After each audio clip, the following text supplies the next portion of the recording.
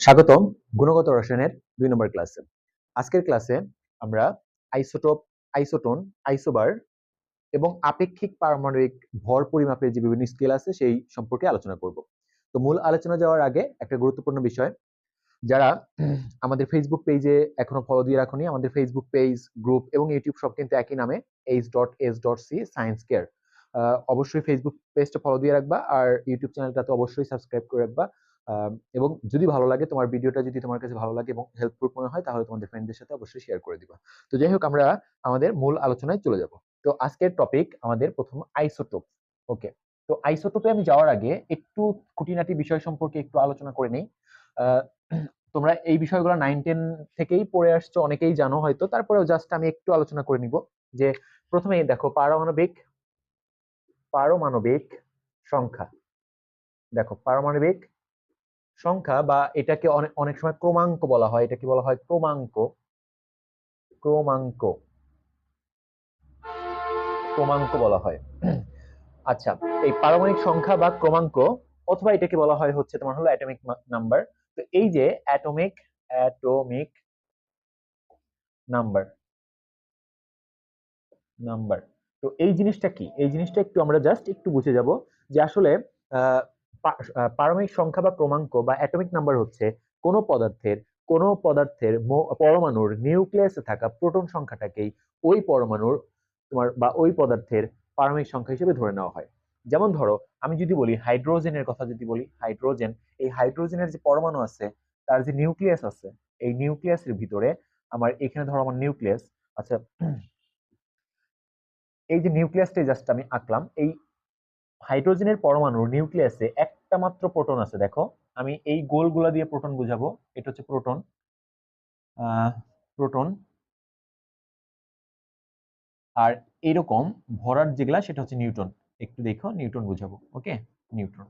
তো এটা নিউক্লিয়াস, হাইড্রোজেনের নিউক্লিয়াসে কিন্তু একটা মাত্র প্রোটন আছে। দ্যাটস ওয়াই ওর পারমাণবিক সংখ্যাটা কত? 1। আবার আমি ধরো সোডিয়ামের কথা বলতে পারি। ধরো সোডিয়ামের নিউক্লিয়াসে আমার 11টা প্রোটন আছে। 1, 2, 3, 4, 5, 6, 7, 8, 9, 10, 11। এরকম 11টা প্রোটন আছে।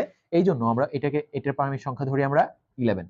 ওকে, তো এরকম একটা পরমাণুর নিউক্লিয়াসে থাকা প্রোটন সংখ্যাটাকেই ওই পরমাণুর পারমাণবিক সংখ্যা হিসাবে ধরে নেওয়া হয়, এবং এটাকে আমরা জেট দ্বারা প্রকাশ করি। জেট, এই জেট হচ্ছে পারমাণবিক পারমাণবিক সংখ্যা। ওকে, এটা মনে রাখবা। তো একটা পরমাণুর পারমাণবিক সংখ্যা যত, তার নিউক্লিয়াসে ঠিক ততটাই প্রোটন আছে। ওকে, এটা একটু মনে রাখবা। আর আমরা জানি যে নিউক্লিয়াসে যেহেতু পরমাণু হচ্ছে তো সামগ্রিকভাবে বিদ্যুৎ নিরপেক্ষ, তড়িৎ নিরপেক্ষ, তার মানে হচ্ছে নিউক্লিয়াসে যত সংখ্যক প্রোটন আছে, মানে পজিটিভ চার্জ যুক্ত প্রোটন আছে, ঠিক ততগুলো ইলেকট্রন কিন্তু আমার নিউক্লিয়াসের চারদিকে নিউক্লিয়াসকে কেন্দ্র করে ঘুরতেছে। ওকে, তো আমরা জাস্ট পারমাণবিক সংখ্যা সম্পর্কে একটু আইডিয়া নিলাম। এখন দেখো আরেকটা বিষয়, সেটা হচ্ছে পারমাণবিক ভর। পারমাণবিক ভর। এখন যেটা হচ্ছে পারমাণবিক ভর, এই পারমাণবিক ভরটা কি দেখো, বা অ্যাটমিক মাস।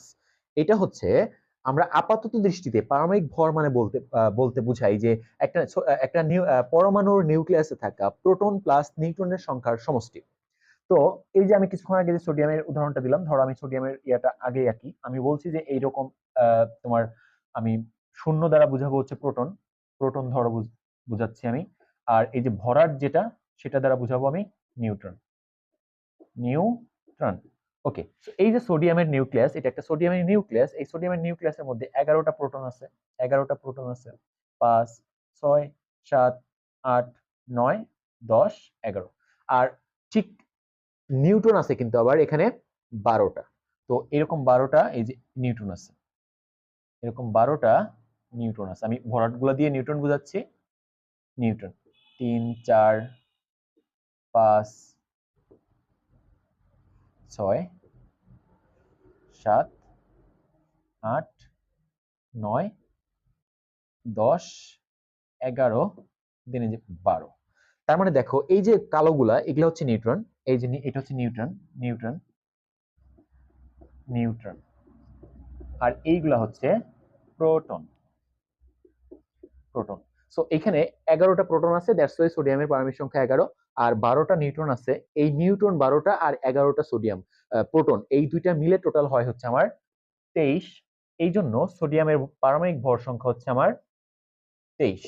ঠিক আছে, অর্থাৎ একটা মৌলের পরমাণুর ভিতরে ঠিক যতগুলা প্রোটন এবং নিউট্রন থাকে তাদের সমষ্টিকে বলা হয় ওই অ্যাটমের পারমাণবিক ভর। এবং এটাকে আমরা এ দিয়ে প্রকাশ করি, এ দিয়ে প্রকাশ করি। এ হচ্ছে পারমাণবিক ভর, ভর। ওকে, আচ্ছা, একটা কথা মনে রাখবা যে এই এর ভিতরে আমার কিন্তু নিউটন, এর ভিতরে কি আছে দেখো, এর ভিতরে কিন্তু নিউট্রন আছে, নিউট্রন প্লাস কি প্রোটন আছে, প্রোটন আছে। ওকে, আর জেট, এই জেট জেট কিন্তু শুধু আমার প্রোটনটাই আছে, জেটের ভিতরে শুধু প্রোটন আছে। তার মানে আমি যদি এখান থেকে দেখো, আমি যদি বিয়োগ করি, তার মানে A minus Z is equal to, আমার কিন্তু এখানে প্রোটন প্রোটন কাটা যাবে, থাকবে হচ্ছে শুধু নিউট্রন। তার মানে আমরা যখন পারমাণবিক সংখ্যা থাকে এই যে এ থেকে পারমাণবিক ভর, ভর থেকে যখন আমি জেডটা অর্থাৎ পারমাণবিক সংখ্যা বিয়োগ করে দিব, তখন কিন্তু আমার যেটা পড়ে থাকবে সেটা হচ্ছে নিউটন। এটা একটু খেয়াল রাখো। ওকে, তো আশা করি এইটুকু ক্লিয়ার। আমরা জাস্ট এটা 9-10 তোমরা পড়ছো, সিম্পল একটা বিষয়, জাস্ট আমি একটু পরিচয় করে নিয়ে গেলাম। ওকে, এরপরে আমাদের এইখানে দেখো আর একটা বিষয় নিয়ে আমরা একটু দেখব যে একটা মৌলের প্রতীকের কোন জায়গায় কোনটা লেখা হয়। হ্যাঁ, এই বিষয়গুলো নিয়ে একটু আমরা কথা বলে নিব। ধরো আমি যদি বলি যে এ একটা মৌলের প্রতীক, এটা হচ্ছে কি কোনো একটি মৌলের প্রতীক। ওকে, সো এই মৌলের প্রতীকের এই যে বাম পাশে মাথার উপরে, বাম পাশে মাথার উপরে এখানে লেখা হয় ভর সংখ্যা এ। ঠিক আছে, আচ্ছা, বাম পাশে নিচে এখানে লেখা হয় হচ্ছে জেড পারমাণবিক সংখ্যা, আর ডান পাশে উপরে এখানে লেখা হয় হচ্ছে ওই মৌলের চার্জ সংখ্যা। ঠিক আছে, আচ্ছা, তো আমি এখানে প্লাস চার্জ হইতে পারে, মাইনাস চার্জ হইতে পারে, যে কোনো একটা দিলাম। আর বাম পাশে নিচে এখানে লেখা হয় হচ্ছে তোমার হচ্ছে একটা অণুতে থাকা পরমাণুর সংখ্যা, যেটাকে আমরা এন বলতেছি। ক্লিয়ার? তো আমি যে ফর এক্সাম্পল ধরো আমি এরকম একটা বলতে অক্সিজেনের কথা বলতে পারি, লাইক অক্সিজেন। দেখো অক্সিজেনের পারমাণবিক ভর হচ্ছে আমরা সবাই জানি যে কত, 16। ওকে, 16 হচ্ছে পারমাণবিক ভর, আর ওর পারমাণবিক সংখ্যা হচ্ছে 8। ওকে, ওর চার্জ হচ্ছে 2 মাইনাস, ঠিক আছে। ওকে, বা -2 লেখা যাবে, মাইনাসটা আগেও দেওয়া যাবে, কোনো প্রবলেম নাই। এবং ওর একটা অণুতে আমরা জানি একটা অণুতে দুইটা অণু থাকে, অর্থাৎ অক্সিজেন কিন্তু সরি একটা অণুতে দুইটা পরমাণু থাকে, অর্থাৎ অক্সিজেন কিন্তু একটা দ্বিপারমাণবিক গ্যাস। সো আমরা এখানে কিন্তু এভাবে লিখি। তো একেবারে সামগ্রিকভাবে লিখছি আমি। তো যখন ভর সংখ্যা বুঝাবো এরকম করে 16 দিব, যখন আমি পারমাণবিক সংখ্যা বুঝাবো এখানে 8 দিব। ঠিক আছে, আমি যদি অণু লিখি তখন এই যে একটা অণুতে দুইটা পরমাণু আছে এইভাবে লিখবো, আবার চার্জ দিয়ে যদি লিখি তখন -2 লিখবো, এরকম করে। তো একেবারে সামগ্রিকভাবে এই জিনিসটা আমরা বুঝাইছে। তো আবার বলি, মাথার উপরে বাম পাশে মাথার উপরে হচ্ছে ভর সংখ্যা থাকে, বাম পাশে নিচে হচ্ছে পারমাণবিক সংখ্যা থাকে, এবং এই ভর সংখ্যা থেকে তুমি এইটা যদি বাদ দাও, অর্থাৎ এই বাম পাশে মাথার উপরে যেটা আছে সেটা থেকে যদি তুমি নিচেরটা বাদ দাও, তাহলে তুমি কিন্তু নিউটন সংখ্যা পেয়ে যাবে। অর্থাৎ এটা হচ্ছে আমার এর ভ্যালু, এটা হচ্ছে আমার জেড এর ভ্যালু, আর আমরা জানি এ থেকে জেড বাদ দিলে আমরা নিউটন পেয়ে যাই। ওকে, সো এইটুকু আমরা দেখলাম। এই পর্যায়ে আমরা তাহলে এখন আইসোটোপ, আইসোবার এবং আইসোটোন সম্পর্কে আলোচনা করব। তো প্রথমেই আমাদের আলোচ্য বিষয় হচ্ছে আইসোটোন, সরি আইসোটোপ। প্রথমে আমরা আইসোটোপ নিয়ে কথা বলবো। তো প্রথমে হচ্ছে আমাদের আইসোটোপ। ঠিক আছে, আইসোটোপ, এইটা হচ্ছে আমাদের প্রাথমিক আলোচনা। তো দেখো আইসোটোপ সম্পর্কে বেশ কয়েকটা কথা মনে রাখবা, আমি নোট ডাউন করে দিচ্ছি, এগুলো একটু নোট ডাউন করে নিয়ে এইটা মাথায় রাখলে কিন্তু আমরা আইসোটোপ সম্পর্কে একদম ক্লিয়ার আইডিয়া পেয়ে যাবো এবং এটা বের করতে পারবো। এখান থেকে প্রচুর এমসিকিউ আসে। তো আইসোটোপ হচ্ছে দেখো, এক নাম্বার, এখানে দেখো এখানে এখানে হচ্ছে দেখো প্রোটন সংখ্যা সমান, প্রোটন সংখ্যা প্রোটন সংখ্যা সমান। ঠিক আছে, তো এই বিষয়টা মনে রাখবা কেমন, আমি একটা ছোট্ট ট্রিক্স দেই। দেখো আইসোটোপ, এই যে প আছে না লাস্টে, আবার প্রোটনেও দেখো প আছে, তার মানে আইসোটোপে কে সমান থাকবে, প্রোটন সমান থাকবে, এভাবে মনে রাখবা। নাম্বার 2, এখানে হচ্ছে তোমার হলো বাকি যে তোমার হচ্ছে নিউট্রন সংখ্যা আছে, নিউট্রন নিউট্রন সংখ্যা এবং ভর সংখ্যা, ভর সংখ্যা ভিন্ন থাকবে। মানে প্রোটন সংখ্যা সেম, বাট বাকি দুইটা যে আছে মানে নিউট্রন সংখ্যা এবং ভর সংখ্যা ভিন্ন থাকবে। আচ্ছা, নাম্বার 3, দেখো প্রোটন সম্পর্কে নাম্বার 3 নাম্বার কথা যেটা, সেটা হচ্ছে যেহেতু এদের পারমাণবিক সংখ্যা 1, অর্থাৎ প্রোটন সংখ্যাটা 1, প্রোটন সংখ্যাটা 1, আর আমরা জানি একটা নির্দিষ্ট মৌলের প্রোটন সংখ্যা একটাই হয়। এই জন্য এরা কিন্তু একই মৌলের হবে, প্রোটন হয় একই পদার্থের, তো এরা একই মৌলের পরমাণু হবে, পরমাণু হবে। এটা কিন্তু আইসোটোপ চেনার সুন্দর একটা নিয়ম যে এরা ভিন্ন ভিন্ন পদার্থ হবে না, একই পদার্থ হবে। নাম্বার 4, পর্যায় সারণীতে,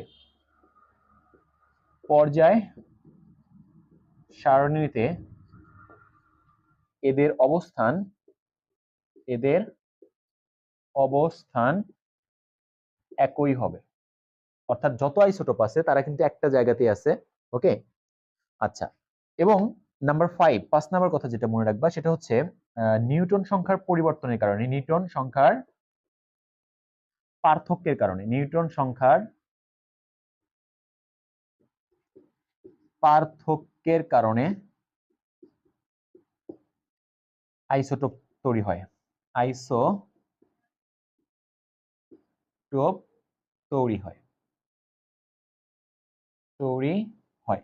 এই যে 5টা লাইন লিখলাম, এই 5টা লাইন তোমরা প্রোটন আইসোটোপ সম্পর্কে ভালো করে খেয়াল রাখবা। আমি আবার বলতেছি, দেখো, প্রোটন সংখ্যা সমান থাকবে, নিউটন সংখ্যা এবং ভর সংখ্যা কিন্তু ভিন্ন থাকবে যেহেতু প্রোটন। আর আমি বললাম যে প্রোটন সংখ্যা সমান থাকবে কি থাকবে না, এটা তুমি মনে রাখবা কেমনে?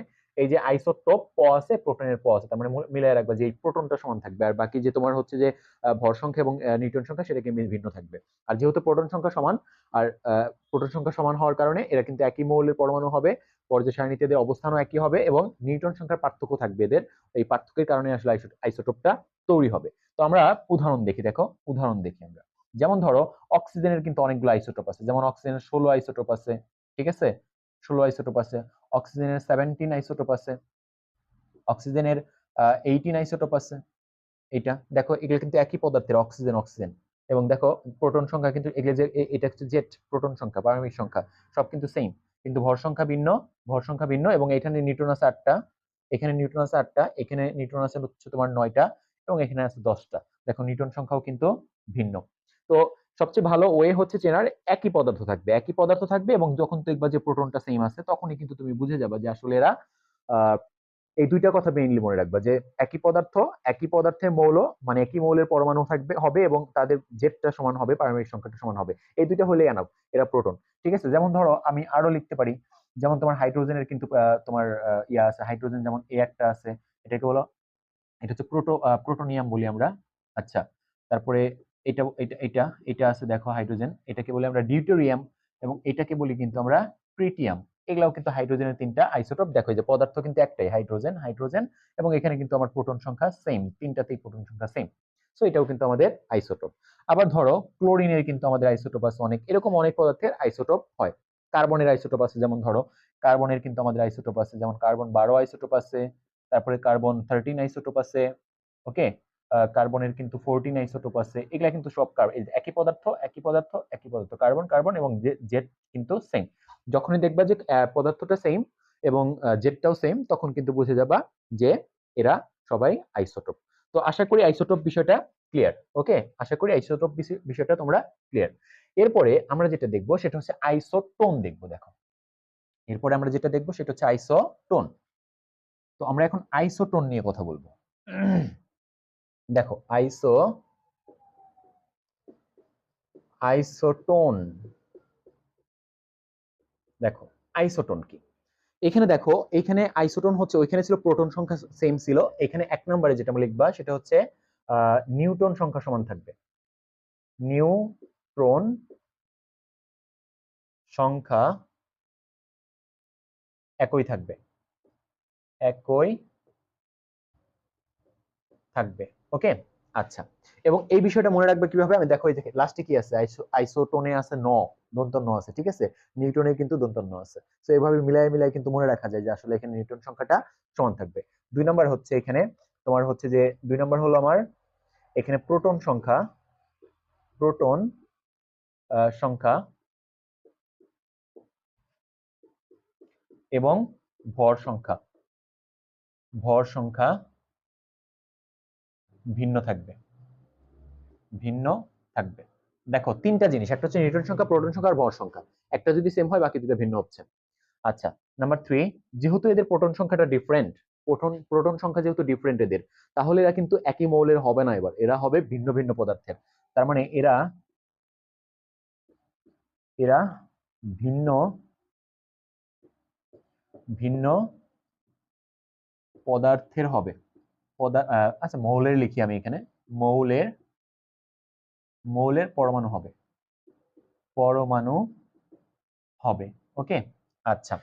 আর 4 নাম্বার, যেহেতু এরা ভিন্ন ভিন্ন পদার্থ, তার মানে কি এদের পর্যায় সারণীতে পর্যায় সারণীতে এদের অবস্থান ভিন্ন হবে, ভিন্ন হবে। সো আমরা একটু উদাহরণ দেখি, দেখো আমরা উদাহরণ দেখি, উদাহরণ 5 নম্বর হচ্ছে উদাহরণ।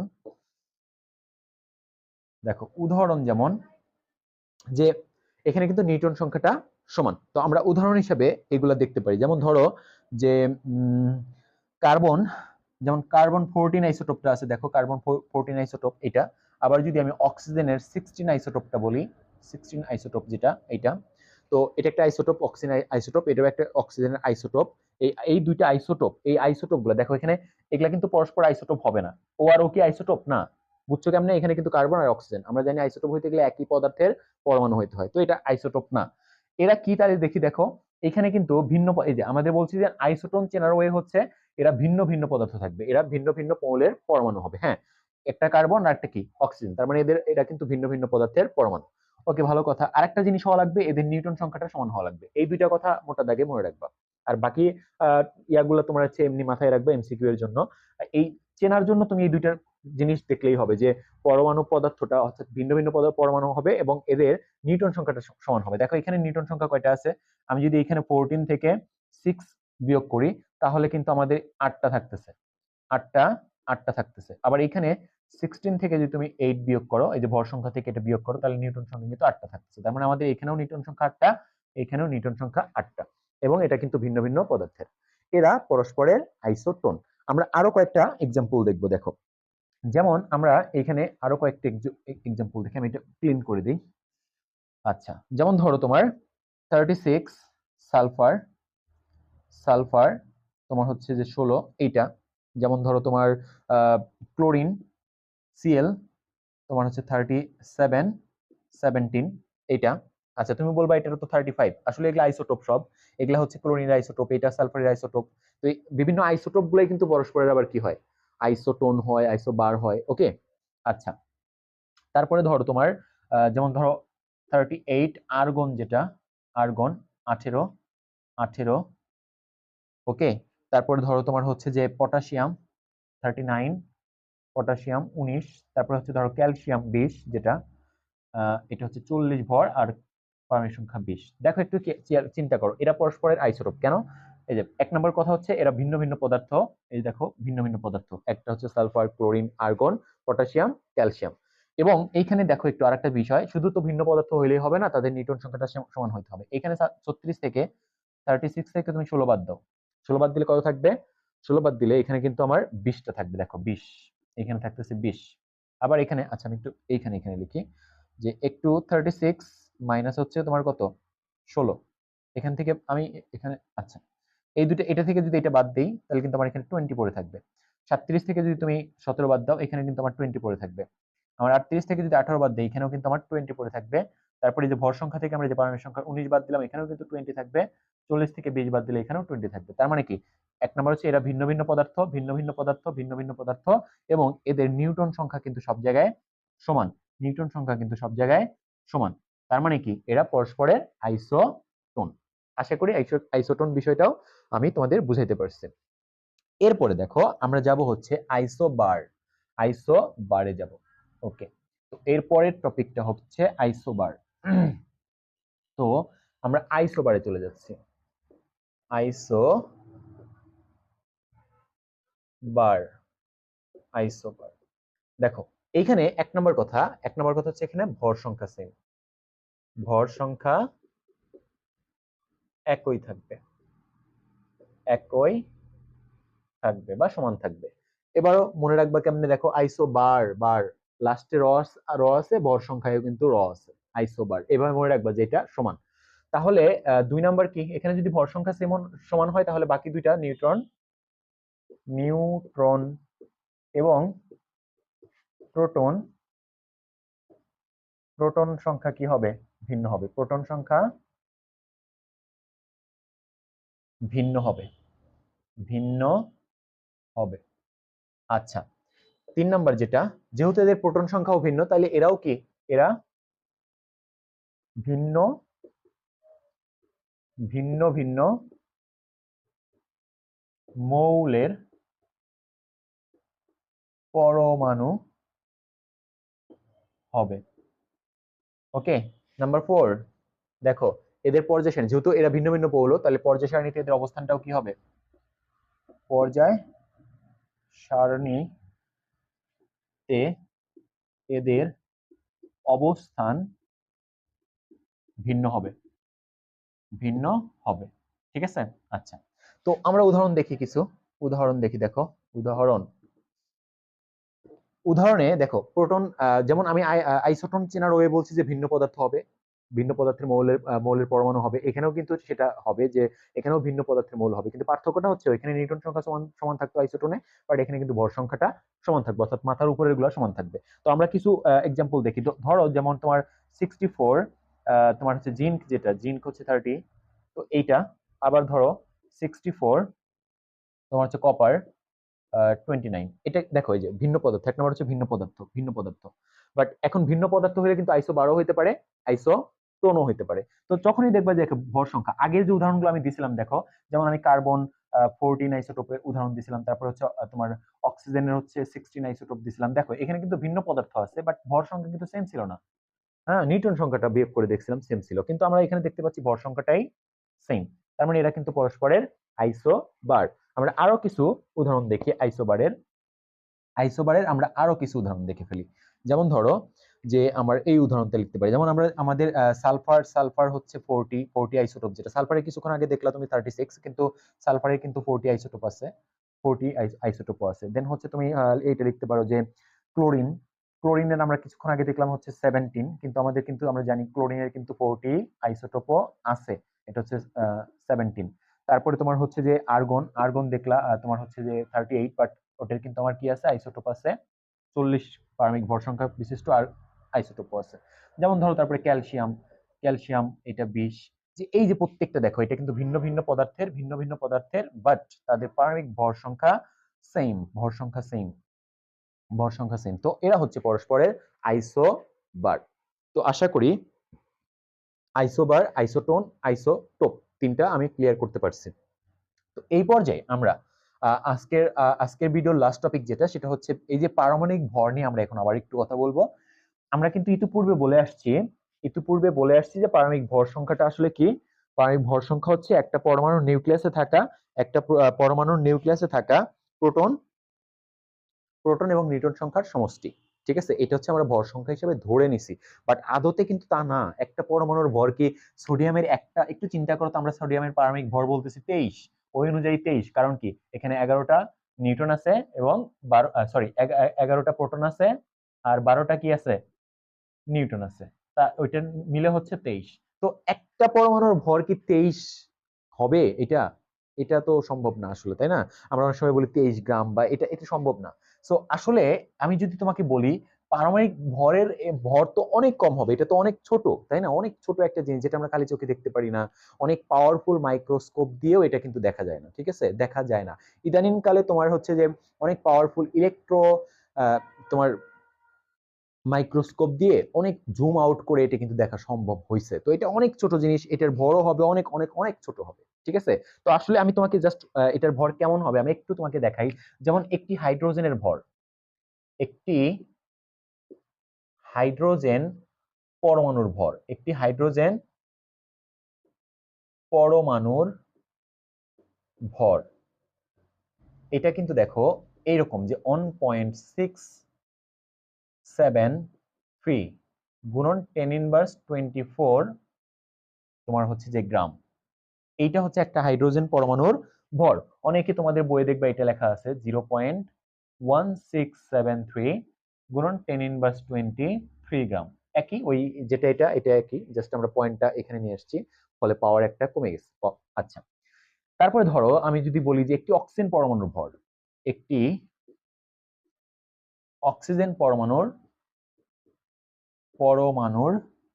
ভর, এই অক্সিজেন পরমাণুর ভর হচ্ছে এরকম যে তোমার 2.6560 গুণন 10 ইনভার্স 23 গ্রাম। আবার ধরো একটি তোমার হচ্ছে যে কার্বন পরমাণুর ভর সেটা হচ্ছে তোমার 1.9924 গুণন 10 ইনভার্স 23 গ্রাম। এই যে দেখো, একটু চিন্তা করো তো, একটা হাইড্রোজেন পরমাণুর ভর এটা কত ছোট সংখ্যা, তুমি কি ভাবতে পারতেছো? এটা হচ্ছে 0-র পরে 23টা শূন্য, দেন হচ্ছে 167, মানে এটা অনেক অনেক অনেক অনেক তোমার চিন্তার বাইরের ছোট। এইরকম ছোট সংখ্যা ল্যাবে যখন আমরা বিভিন্ন রিয়াকশন ঘটাবো বা বিভিন্ন ক্যালকুলেশন করব, পরিমাপগত ক্যালকুলেশন করব, তখন এত ছোট ভর আসলে মাপা কি সম্ভব? এই জন্য এইসব এত ছোট সংখ্যা আসলে আমাদের মাপার মতো নিক্তি বা ওইরকম বাস্তবিক কোনো ইয়া নেই। এই জন্যই কিন্তু বিজ্ঞানীরা ভাবছে যে না, পারমাণবিক যে ভরটা, একটা পরমাণুর যে ভরটা, এগুলা নিয়ে কাজ করলে চলবে না। এই জন্য ওনারা ভাবছে যে আমরা কিভাবে একটা পরমাণুর ভরকে আমরা বাস্তবিক একটা সংখ্যায় নিয়ে আসতে পারি। এই যে বাস্তবিক সংখ্যায় আনার জন্য তোমার যে ভরটা, যে পদ্ধতিটা ইউজ করা হয়েছে, সেই পদ্ধতিটাকে আমরা বলতেছি আপেক্ষিক ভর। ঠিক আছে? অর্থাৎ আমরা যে আজকে বলি না যে সোডিয়ামের পারমাণবিক ভর 23, কার্বনের পারমাণবিক ভর 12, তাই না, তোমার অক্সিজেনের পারমাণবিক 16, এই যে সংখ্যাগুলো বলতেছি, এগুলা কিন্তু প্রকৃত ভর না। দেখো অক্সিজেনের প্রকৃত ভর হচ্ছে আমার, এই দেখো অক্সিজেনের প্রকৃত ভর হচ্ছে 1.6560 গুণন 10 ইনভার্স 23। বাট আমরা কিন্তু আদতে জানি, আমরা কিন্তু ম্যাথ ট্যাথ করার সময় আমরা অক্সিজেনের পারমাণবিক ভরটা হচ্ছে 16 ইউজ করি, তাই না? তো ওই হচ্ছে এত ছোট একটা সংখ্যা, আর কই 16। এই যে এই সংখ্যাটাকে কনভার্ট করা হলো 16-তে, কিভাবে করা হলো? এই পদ্ধতিটাকে বললে আমরা আপেক্ষিক ভর। অর্থাৎ এটা কিন্তু আপেক্ষিক ভর, এটা প্রকৃত ভর না। ঠিক আছে? আপেক্ষিক মানে কারোর সাথে তুলনা করা। মনে রাখবে, আপেক্ষিক মানে হচ্ছে কারোর সাথে তুলনা করা। যে আমি যেমন আমি তোমাকে বলি, ধরো যে এই একটা জিনিস দিলাম যে এইটা এটার কত তুলনায় কত বড়। একটা জিনিস দিলাম যে এইটা, ধরো আমি বললাম যে এক্স, আর এখানে দিলাম ওয়াই।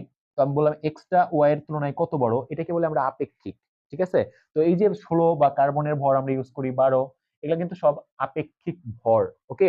আচ্ছা, তো আপেক্ষিক মানে হচ্ছে কারোর সাথে তুলনা করে তার তুলনায় এই পরমাণুটা, যেমন আমরা যেমন বলতেছি অক্সিজেনের ভর 16, আপেক্ষিক ভর কিন্তু আমরা যতই যে মুখস্থ করি না পারমাণবিক ভরটা, এগুলা কিন্তু সব আপেক্ষিক ভর। আসলে তোমরা ছোটবেলা থেকে যে পারমাণবিক ভর সংখ্যাগুলো মুখস্থ করো, আসলে প্রকৃত সংখ্যাগুলো তো আমরা শিখি না। তো প্রকৃত সংখ্যাগুলো নিয়ে আসলে মুখস্থ করে রাখাটাও অনেক টাফ, এগুলা নিয়ে কাজ করাও টাফ। দ্যাটস ওয়াই আমরা আপেক্ষিক ভরটা ইউজ করি। আর আপেক্ষিক ভর হচ্ছে এই অক্সিজেন পরমাণুটা ধরো হাইড্রোজেনের তুলনায় বা কার্বনের, এটার তুলনায় কত গুণ বেশি, গুণ বড় বা বেশি ভারী, এইটাই হচ্ছে তার আপেক্ষিক ভর। তো যাই হোক, আমরা এই যে আপেক্ষিক ভর, আমি একটু এটা ক্লিন করে দিলাম, তোমরা একটু মানগুলো একটু মনে রাখো, আমাদের একটু পরে এগুলা লাগতে পারে একটু। সো যখন আমরা আপেক্ষিক, এখন দেখো এই আপেক্ষিক ভর ক্যালকুলেশন করার জন্য আমাদের 3টা পদ্ধতি চালু আছে। ঠিক আছে? আপেক্ষিক ভরের, এগুলাকে বলা হয় আপেক্ষিক ভরের স্কেল। স্কেল বলা হয়। ঠিক আছে? স্কেল বলা হয়, স্কেল। তো আপেক্ষিক ভর পরিমাপ করার স্কেল 3টি। Number 1 hydrogen scale, hydrogen scale, hydrogen scale. Then number 2, এটা হচ্ছে তোমার হলো অক্সিজেন স্কেল, অক্সিজেন স্কেল। আর নাম্বার 3, এটা হচ্ছে কার্বন, কার্বন স্কেল। ওকে? তো আমরা একটা একটা করে একটু দেখি, হ্যাঁ, একটু জাস্ট আইডিয়া নেই। আমাদের সবচেয়ে, এটা মনে রাখবা, এটা সবচেয়ে বেশি আধুনিক, এটা হচ্ছে আধুনিক স্কেল, আধুনিক। ওকে? এইটাই হচ্ছে আমাদের সবচেয়ে বেশি প্রচলিত এখন, এটাই হচ্ছে আমাদের আধুনিক স্কেল। তো তারপরে আমরা দেখবো যে আমরা 3টা স্কেলে একটু জাস্ট আইডিয়া নেওয়ার চেষ্টা করব। দেখো আমাদের হাইড্রোজেন স্কেলটা কি? হাইড্রোজেন স্কেল হচ্ছে, তো আমি বাকিগুলো একটু মুছে দিই, এখন হাইড্রোজেন স্কেল সম্পর্কে জানবো আমরা। হাইড্রোজেন স্কেল মানে হচ্ছে হাইড্রোজেনের সাপেক্ষে কোনো একটা পরমাণু কত গুণ ভারী, সেটাই হচ্ছে আমার হাইড্রোজেনের সাহায্যে পরিমাপ করা হয়, এবং এটাই হচ্ছে আপেক্ষিক ভর। তো দেখা গেছে ধরো আমি যদি বলি যে হাইড্রোজেন স্কেল ব্যবহার করে যদি আমরা কার্বনের আপেক্ষিক ভর বের করতে চাই, ধরো মনে করো, তাহলে একটা হাইড্রোজেন আমার নিচে নিতে হবে হাইড্রোজেনের একটা পরমাণুর ভর। আমরা কিন্তু কিছুক্ষণ আগে শিখলাম হাইড্রোজেনের একটা পরমাণুর ভর হচ্ছে 1.673 গুণন 10⁻24 গ্রাম। আর এই যে হাইড্রোজেনের পরমাণুর তুলনায় আর একটা কত গুণ ভারী, অর্থাৎ উপরে নিতে হবে হচ্ছে তোমার, আমি যারটা বের করতে চাচ্ছি, আমরা চাচ্ছি কার্বনেরটা, তাই তো, কার্বনের আপেক্ষিক ভর চাচ্ছি আমরা, আপেক্ষিক ভর। তো এটা বের করতে গেলে আমরা যদি হাইড্রোজেনের সাহায্যে, হাইড্রোজেনের প্রকৃত একটা পরমাণুর যে প্রকৃত ভরটা, সেটার সাহায্যে যদি বের করতে চাই, তাহলে ওইটাকে নিচে রেখে আমি যারটা বের করতে চাচ্ছি ওটা উপরে রাখতে হবে। তো আমরা জানি কার্বনের কিন্তু একটা পরমাণুর ভর আমরা কত পাইছি, 1.9924 গুণন 10⁻23। দেখো এটা যদি আমরা একটু ভাগ করে দেখি ক্যালকুলেটর দিয়ে, দেখো কি হয়। আমাদের 1.9924 গুণন 10⁻23 ভাগ হচ্ছে তোমার হলো আমার নিচেরটা 1.673 গুণন 10⁻24। তো দেখো আমাদের কিন্তু অ্যান্সার আসছে 11.909। 11.909। তো এটাকে আমার কিন্তু 12 ধরে নেওয়া হয়েছে। এই যে দেখো, তার মানে আমরা হাইড্রোজেনের সাপেক্ষে কার্বনের পরমাণুটা কত গুণ ভারী সেটা বের করে ফেললাম, 12 গুণ ভারী। এবং এটাকেই কিন্তু আমরা কার্বনের এখন পারমাণবিক ভর হিসেবে জানি। তো আমরা কিন্তু এটা প্রকৃত ভর না, কার্বনের প্রকৃত ভর কিন্তু এইটা, কিন্তু আমরা হাইড্রোজেনের তুলনায় সেটা কত গুণ ভারী সেটা বের করলাম। হ্যাঁ, এটাকেই বলে আমরা হাইড্রোজেন স্কেল, যেহেতু হাইড্রোজেনের সাপেক্ষে কাজটা করছি, দ্যাটস ওয়াই এটাকে বলা হইতেছে হাইড্রোজেন স্কেল। হাইড্রোজেন স্কেল বলা হচ্ছে, এটাকে স্কেল বলা হচ্ছে। এবং এই হাইড্রোজেন স্কেলে আমরা ভরটা কত পাইছি, 12ই কিন্তু পাইছি, এবং এটা এই জন্য আমরা 12টাকে ধরি। তো এখন বর্তমানে দেখা যাচ্ছে হাইড্রোজেন স্কেলটা অতটা ইউজ করা হয় না। এই জন্য জাস্ট আমি তোমাকে একটু আইডিয়া দিলাম। এরপরে ধরো অক্সিজেন স্কেল যদি বলতাম, অক্সিজেন স্কেলের সাহায্যে যদি আমি কার্বনের ভর বের করতে চাইতাম বা এরকম বের করতে চাইতাম, যে তখন কিন্তু আমি কি করতাম, অক্সিজেনের সাপেক্ষে আমরা বের করতাম, অক্সিজেনের সাপেক্ষে। লাইক কেমন, আমি তোমাকে বলি যে অক্সিজেনের সাপেক্ষে যদি আমি ধরো কার্বনের ভরটাই বের করতে চাই, বা আমি অন্য কোনো একটা পদার্থের তোমার ভর বের করতে চাই, আচ্ছা, তখন কিন্তু আমরা নিচে নিব অক্সিজেন নিব, অক্সিজেনের এটা। তো আমরা এগুলা নিয়ে আর অত আলোচনা না করি, আমাদের যে মেইনটা দরকার কার্বন স্কেলটা, এই কার্বন স্কেলটা হচ্ছে কিন্তু আমাদের বর্তমানে সবচেয়ে বেশি প্রচলিত আধুনিক। দেখো এইটা নিয়ে একটু আমরা কথা বলবো এখন। কার্বন স্কেল, দেখো এই কার্বন স্কেলটা এইখানে ভালো করে একটু মনোযোগ দিবা। হ্যাঁ, তো বিজ্ঞানীরা দেখলো যে ওইভাবে মানে তোমার ইউপ্যাক যেটাকে বলি আমরা, ইন্টারন্যাশনাল যে কেমিস্ট্রির যে সংস্থাটা আছে, তারা হচ্ছে বসে একটা স্কেল নির্ধারণ করলো। সেটা হচ্ছে এই কার্বন স্কেলটা সর্বসম্মতিক্রমে এখন আধুনিক স্কেল হিসাবে এটাই কিন্তু ইউজ করা হয় আপেক্ষিক ভর পরিমাপের ক্ষেত্রে।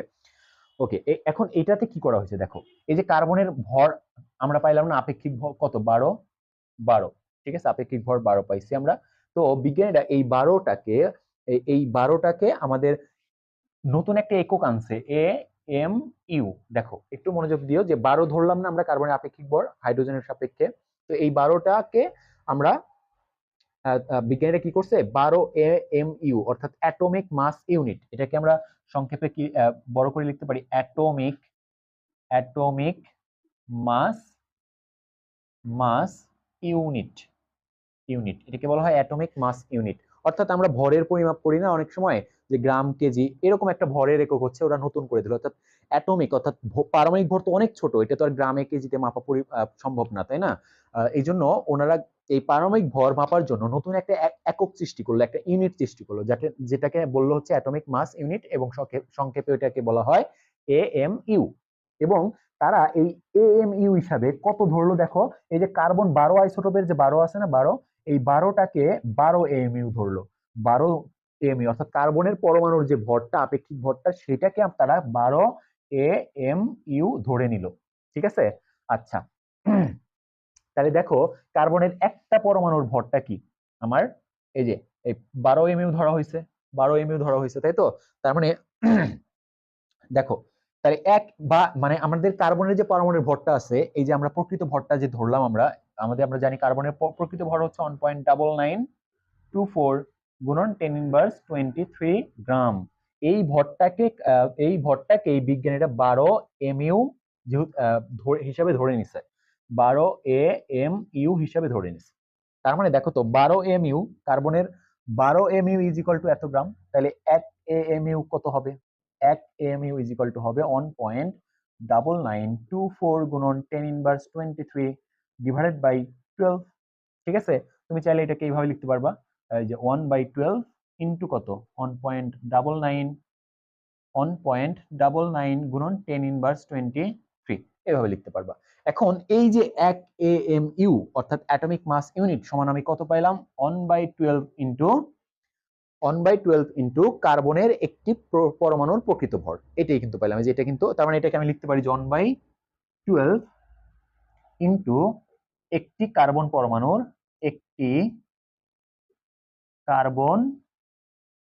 পরমাণুর পরমাণুর প্রকৃত ভর। এইটাকেও তারা কি ধরছে? 1 এএমইউ ধরছে। এবং দেখো আমরা যদি এটাকে এই যে কার্বনের একটি প্রকৃত ভরকে যদি 12 দিয়ে ভাগ দেই, দেখো তোমার 1.9924 গুণন 10 ইনভার্স 23, হ্যাঁ, ভাগ হচ্ছে তোমার হলো 12, এটাকে যদি 12 দিয়ে ভাগ দেই আমরা পাচ্ছি 1.660। দেখো এটা পাচ্ছি আমরা 0, এই যে এটাকে পাচ্ছি কত আমরা, আমি একটু আচ্ছা এখানে লিখি একটু, এই যে এই মানটা এটা পাচ্ছি আমরা 1.6605 গুণন 10 ইনভার্স 24 গ্রাম, এটা পাচ্ছি। কিন্তু এটাকে যদি একটা প্রকৃতিতে ভাগ দেই, তার মানে আমরা বলতে পারি 1 এএমইউ ইজ ইকুয়াল টু 1.6605 গুণন 10 ইনভার্স 4 গ্রাম।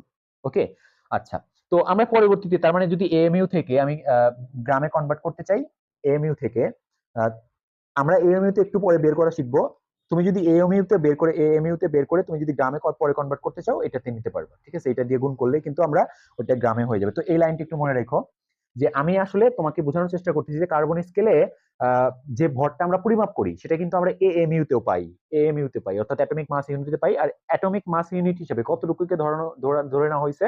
এই যে প্রকৃত ভর কার্বনের একটা পরমাণুর, ওইটার 12 অংশের এক অংশকে, অর্থাৎ 12 অংশের এক অংশকেই, এই যে 12 অংশের এক অংশটাকেই কিন্তু 1 এএমইউ ধরা হয়েছে। আর এই 1 এএমইউ, এই যে এইটা মানেই তো 1 এএমইউ, এইটা মানেই তো এই সংখ্যাটা, তার মানে 1/12 ইন্টু একটি কার্বনের প্রকৃত ভর, এইটা মানেই কিন্তু 1 এএমইউ। এই 1 এএমইউ এর তুলনায় কোন একটা পরমাণু কত গুণ ভারী সেটাকেই বলা হইতেছে যে ওই পদার্থের আপেক্ষিক পারমাণবিক ভর। ঠিক আছে, এবং এই স্কেলটাকে বলতেছি আমরা কার্বন স্কেল। তো আমরা দেখো এখন কার্বন স্কেলের সাপেক্ষে আমরা ধরো লাইক যে কোনো পরমাণু পদার্থের ভর বের করে ফেলতে পারি। আমরা কিন্তু তোমাকে বললাম যে আসলে কার্বন স্কেল অনুযায়ী আমাদের 1 এএমইউ ইজ ইকুয়াল টু কত? 1/12 ইন্টু কে, একটি কার্বন পরমাণুর ভর প্রকৃত ভর, এবং একটি কার্বন পরমাণুর প্রকৃত ভর হচ্ছে 1.9924 গুণন 10 ইনভার্স 23 গ্রাম। ওকে, এইটা তো এটা হচ্ছে 1 এএমইউ। এই 1 এএমইউ এর তুলনায় কোনো একটা পরমাণু যত গুণ ভারী সেটাই হচ্ছে ওই পদার্থের আপেক্ষিক ভর হিসাবে এখন বর্তমানে আধুনিক যে তোমার প্রসেস সেটা ধরা হয়েছে কার্বন স্কেল। তো যাই হোক, আমরা ধরো অক্সিজেনটা বের করতে চাচ্ছি। অক্সিজেনের তোমার হচ্ছে আপেক্ষিক ভর আমরা জানতে চাই, আপেক্ষিক ভর কত? তো আমরা বললাম ওই যে যেটা বের করবা, মানে এই 1 এএমইউ, তো এটা কার্বন স্কেল অনুযায়ী আমাদের 1 এএমইউ এটা ধরে নেওয়া হয়েছে, তো এটা নিচে থাকবে 1/12, এটা নিচে থাকবে ইনটু কত 1.99 তোমার হচ্ছে 24 গুণন 10 ইনভার্স 23। আর যারটা পরিমাপ করতে চাই তার উপরে থাকবে, দেখো আমরা অক্সিজেনের একটা পরমাণুর ভর কত পাইছি আমরা? 2.6560 গুণন 10 ইনভার্স 23 পাইছি। তো এটাকে যদি আমরা একটু ভাগ করি, এটা কিন্তু আমরা একটি 12টাকে উল্টে উপরে দিতে পারি। দেখো 2.6560 গুণন 10 ইনভার্স 23 গুণন 12 ডিভাইডেড বাই, এখানে পাচ্ছি আমরা 1.9924 গুণন 10 ইনভার্স 23 পাচ্ছি। তো আমরা একটু যদি এটা ক্যালকুলেশন করি, দেখো কত আসে আমাদের। আমাদের হচ্ছে 2 পয়েন্ট তোমার হচ্ছে যে 6560 গুণন 10 ইনভার্স আমার হচ্ছে 23 গুণন হচ্ছে আমার এটা, আচ্ছা এটা হচ্ছে ভাগ করে নেই আগে, এটা দিয়ে ভাগ করে নেই আগে, ভাগ হচ্ছে আমার 1.9924 গুণন 10 ইনভার্স তোমার হচ্ছে 23। তো এটা ভাগ করলাম, এই যে ভাগফলটা আসলে এটাকে এখন 12 দিয়ে গুণ করে দিব, 12 গুণন 12। দেখো আমাদের আসতেছে 15.99, এটা আসতেছে 15.995। তার মানে এটাকে আমরা, এই সংখ্যাটাকে আমরা চাইলে এখানে 16 বলতে পারি।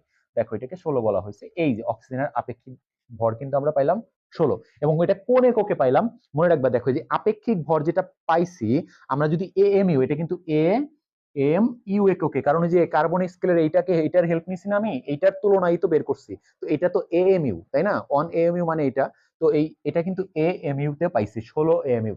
ওকে, এবং দেখা গেছে কি যে কার্বন স্কেলে যে আমরা এএমইউ তে যে ভরগুলো পরিমাপ করি, ওইখানে দেখা গেছে যে ওই পরমাণুর নিউক্লিয়াসে থাকা প্রোটন আর নিউট্রন সংখ্যার সমষ্টির সাথে সেটা মিলে যায়, মানে মোটামুটি প্রায় মিলে যায়। এই জন্যই কিন্তু আমরা ওইখানে আগে বলছিলাম যে কি পারমাণবিক নিউক্লিয়াসে থাকা পরমাণুর একটা পরমাণুর নিউক্লিয়াসে থাকা প্রোটন এবং নিউট্রন সংখ্যার সমষ্টিকেই কিন্তু আমরা কি বলছিলাম, ভর সংখ্যা বলছিলাম। কেন?